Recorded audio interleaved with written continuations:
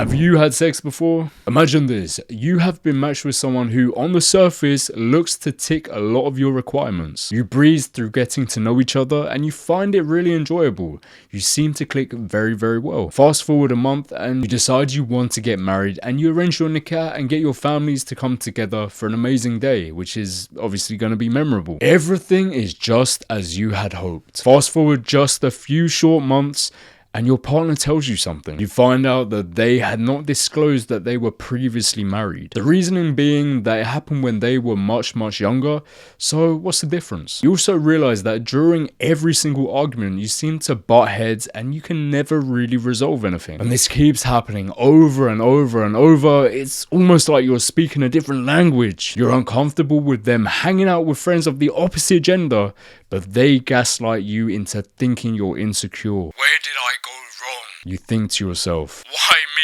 What have I done to deserve this? Well, in reality, you should take some accountability because somewhere along the line, you made mistakes in vetting your partner and you failed to find out important information. You just enjoyed chatting about the interesting, exciting things, maybe even a little bit of romance, instead of talking about the things that actually matter. So in today's video, I'll be giving you a list of questions that you must ask any potential candidates for marriage, unless you want to be like the guy in that imaginary scenario. You want to get a full picture of that person and their situation before making the ultimate decision to marry them. And make sure you stick around until the end for a secret technique on how to eliminate deal breakers straight away. Just a quick intro on myself. My name is Yahya Growth. I'm a fully accredited relationship coach, a men's coach, and a former dating coach. If you're enjoying the content so far, make sure you hit like and subscribe. And if you enjoy daily short form content, go follow me on Instagram. I'll put it on the screen somewhere. And before we get into the video, this is not an exhaustive list. There are definitely more questions you need to ask. So let me know if you want a part 2. What so many people fail to do before they start their marriage search is actually write down what they're looking for in a partner. You need to be somewhat objective. And the most important things you need to write down on this list are your deal breakers. What are the things that you could never have in a spouse? For example, maybe you would never be with a divorcee. Maybe you'd never be with someone who smokes or is visibly overweight or doesn't care about their health or has children. Whatever it is, write it down. The reason being is that you will certainly meet candidates who will tick a lot of your nice to haves, i.e. the things that don't really matter that much. So on the surface, they seem great, which could lead to you overlooking important things, even deal breakers, as you are not in love, but you're lusting or you're infatuated over the idea of them, and yeah, maybe you'll start to grow a little bit of an attachment. So it's crucial that you have this list, whether it be written down or in your head. I'd say written down, just so you can refer back to it. And one last point, make sure you assess and evaluate the legitimacy of each item on your list, and a clue as to whether it should be a deal breaker or not. Ask yourself if it directly relates back to Islam. If it doesn't, then it's worth looking into it even deeper. This is a crucial question that needs to be asked, and the sooner the better.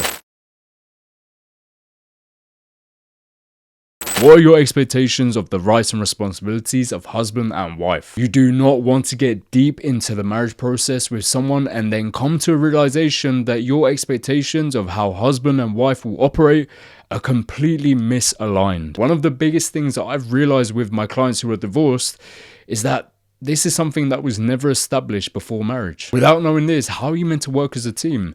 Who is going to be the leader? Who makes the final decision? How will you raise your kids? A general red flag is something which deviates away from the Quran and Sunnah. It's also important that you delve a little bit deeper, as some people may give you a nice, attractive answer without actually knowing what it means. For example, I've had clients who say, yes, I want what is written in the Quran and Sunnah, but then they oppose the wife obeying the husband. So try your best to get as specific as possible with this answer, but all of the answers. One thing to note is that we know that Islam is perfect and it has the perfect rules and guidelines set out for us as to how a marriage should work. But we also need to acknowledge that liberalism has infected this ummah. And so there will be Muslims who want to prioritize other things, such as a woman who wants to chase a career and a man who wants to split 50-50. If this is you, make sure you highlight that and make it clear from the get-go. And if you're opposed to this, make sure that you write it down as a deal breaker. How would you resolve conflicts? The reason for this is so important, and the answer generally correlates or follows how practicing that person is. Islamically, the right answer is to always refer back to the Quran and Sunnah of the Prophet sallallahu alaihi wasallam, or for the more complex issues, ask an imam or sheikh. If their answer is much different to this, then you may have problems which will arise later on. The reason being is because there will be no purely objective way to settle disputes.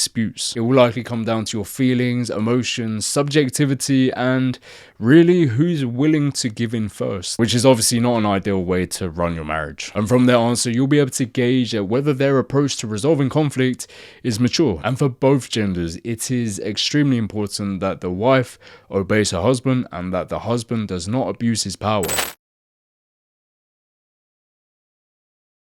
What is your relationship like with your parents? More specifically, if they're a woman, what is their relationship like with their father? They may not have a super close relationship with their parents, but as long as they respect them, that's the important thing. Having a healthy relationship with your parents shows how you were brought up and is also indicative of how you will treat other people, although that's not completely conclusive. The reason I specified a woman's relationship with her father is because you want to be able to assess how she views male authority. Is she willing to obey her male guardian even when she doesn't like it? This is indicative of how she will behave during your relationship. And it's interesting because there will be some women who do not have the closest or the best relationships with their father, but as long as he's present, they will still respect and obey him. And I would always take that over a woman who has a great relationship with her father, but doesn't really respect him, treats him as a friend or as a bank, and yeah, the latter one is a red flag. Now, if their father has not been in their life, this isn't really something that they have control over, so you just need to probe a bit further. If the candidate is a man, you want to see what his relationship is like with his father, as men tend to pick up these behaviors and the way that they act from their fathers, so yeah. How does he treat his wife? You also want to see his relationship with his mother. Is he treating her respectfully? How does he speak to her? Is he gentle with her? And of course, these are generalizations, but there's a reason that generalizations exist. It covers most people. And you would always want to, not put your bet, but you would always want to side with the generalization rather than the exception to the rule, because the generalization is much more likely to happen. What do you usually spend your money on in any given month? Money is an important aspect of life, so you most certainly do not want to be with someone who puts you in financial risk. Finding out this information will let you know if they are fairly minimalistic or if they enjoy the luxuries. You can also see if you're able to afford their lifestyle, mainly if you're a man who's looking to take on that responsibility. And an important thing that you want to figure out is if hard times occurred, you want to know if they would be okay with living a very minimalistic lifestyle. If a woman enjoys living a very luxurious lifestyle and she meets maybe a man who's an engineer, she may assume that he can afford her lifestyle, whereas he could be very minimalistic and instead want to invest that money. These are important things to consider. Are you focused on raising a family or a career? This is more relevant for men who are asking women, as men are expected to be the providers, so are going to be more focused on their career. If you're a man who wants a housewife to look after your house and primarily raise the kids, then you do not want to be giving a chance to a woman who's focused on a career, or even a woman who's unsure. This is a big one and you want to make sure that you get it right. A Muslim woman who's focused on a career over a family has certainly been misguided. And more often than not, you'll find that a Muslim woman who's focused on her career is probably less practicing. Generally. And look, I'm not saying that she shouldn't want to work. There's a big difference between working and prioritizing your career over family. As long as the husband is okay with it, there's no issue with working, maybe from home or part-time. There's no issue with that. But for a woman to put a career where she'll likely be working for another man over raising a family and her own husband and house, that is a massive red flag. You cannot prioritize a career and also be a great mother and great wife. It's just not possible. Now, there's going to be some triggered liberal feminist Muslims. I really don't care. You have been misguided. May Allah subhanahu wa ta'ala guide you. Ameen. How many children would you like? How would you want to raise them? Homeschool or state school? It is very, very important to understand this whole topic, understand your expectations and their expectations. It is very, very subjective, and it really just depends on what you both want. So there's not really much input that I can give. Just make sure that you ask this question and make sure that you're both aligned. And of course, expectations can change over time, but it's a lot more likely to succeed if you both start off with the same expectations. Have you got friends of the opposite gender? Now, this one should be pretty obvious, but I know there are some Muslims who think it's okay. It is never okay, and somebody who thinks it is okay is not taking Islam seriously, and you should avoid them at all costs. As Muslims, we have been told to avoid haram and anything that leads directly to it, regardless of whether you've known them your whole life or they're friend-zoned, I promise. And by the way, this isn't just for women, this also applies to men. If you're a man who has ghira and you do not want your woman, your wife, to have male friends, yet you have female friends, or you're following a bunch of women on Instagram, you are a hypocrite. And if you're a man who allows his wife to have guy friends, then you're a dayuth. Now, this one is somewhat subjective, but for the most part, it's useful.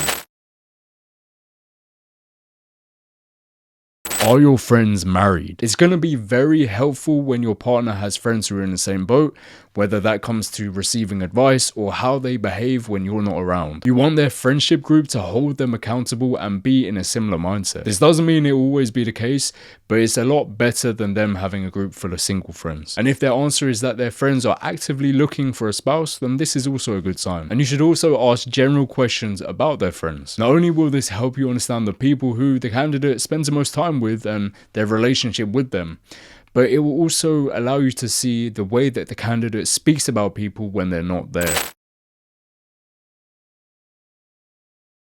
Are you currently seeking Islamic knowledge? If so, how? As Muslims, we should always be looking to improve our deen, and one big way of doing it is by seeking knowledge. Remember that the best of Muslims are the strongest, and this largely refers to faith and knowledge. A spouse who seeks knowledge is far more likely to refer back to the Quran and Sunnah and request help from somebody of knowledge if there are any disputes. You also want a spouse who is knowledgeable so that they can help guide you in some instances where maybe you're committing haram without knowing. You want the person to be knowledgeable because they're going to help raise your children. There's not really much else to say about this one.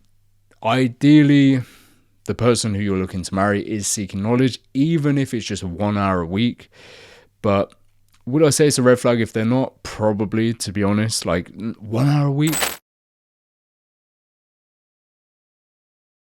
Let's cut to the chase. Are you a virgin? It's probably not a question you should ask someone who you're looking to get married to.